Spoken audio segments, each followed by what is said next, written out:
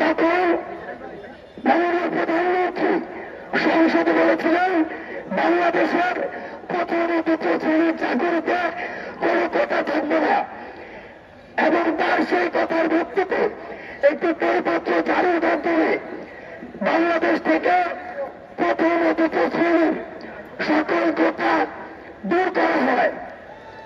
কিন্তু 2024 সালের 5 জুন মহামান্য হাইকোর্ট সেই পরিপত্রটিকে অবৈধ ঘোষণা করে।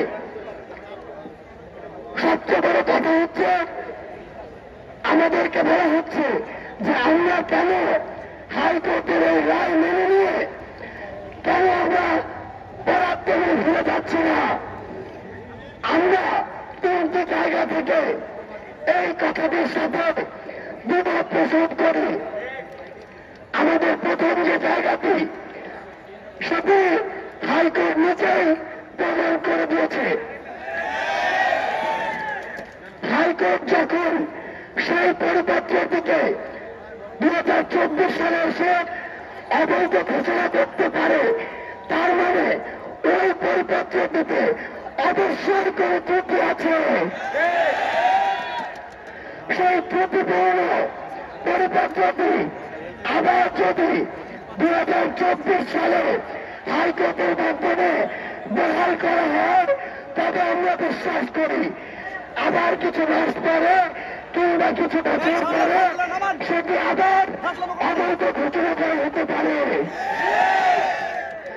2 নম্বর যে জায়গাটি নিয়ে আমরা কথা বলতে চাই, সেটি হচ্ছে আমরা যে এক দফা দাবি নিয়ে আমাদের এই আন্দোলনটি করছি, তার সবচেয়ে গুরুত্বপূর্ণ যে কথাটি, সেটি হচ্ছে আমরা চাই বাংলাদেশের সরকারি চাকরিতে সকল গ্রেডে, আমি আবারও বলছি, সকল গ্রেডে কোটার সংস্কার করতে হবে।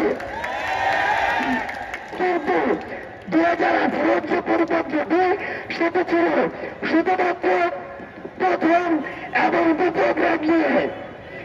বাংলাদেশের যত মানুষ এই প্রথম ও দ্বিতীয় গ্রেডে যোগ করে, তার চেয়ে অনেক অনেক বেশি মানুষ তৃতীয় ও চতুর্থ শ্রেণীতে যোগগুলো করে।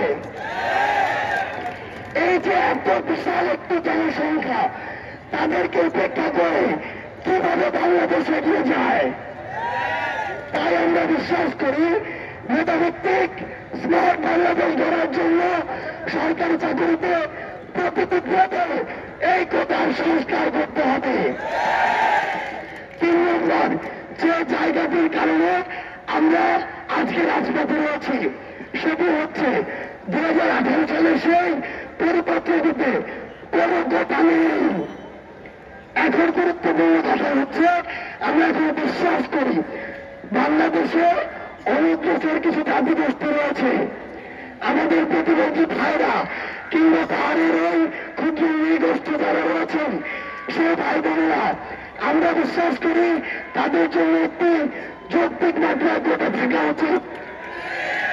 যেহেতু সংবিধানের এটি বলা হয়েছে, এখন 18 পরিপত্র দেখলে আপনি দেখতে পাবেন এখানে কোন কোটা নেই।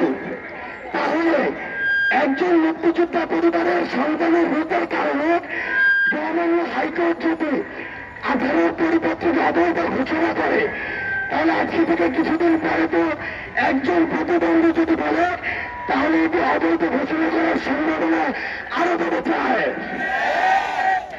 একজন পাহাড়ের ভাই বোন যদি রোধ করে, তাহলে এটি আবার অবৈধ হওয়ার সম্ভাবনা তৈরি করে দেয়।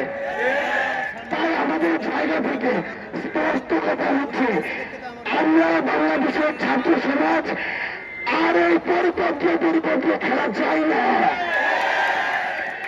আমরা আর এই বৈধ অবৈধ খেলা চাই না। বাংলাদেশের ছাত্র সমাজের কাছে, বাংলাদেশের ছাত্র সমাজের থেকে আমাদের একটি দাবি, আমাদের আইনসভাতে কোটার যৌক্তিক সংস্কার করে বাংলাদেশ থেকে কোটা সমস্যাকে চিরদিনের জন্য দাফন করতে হবে।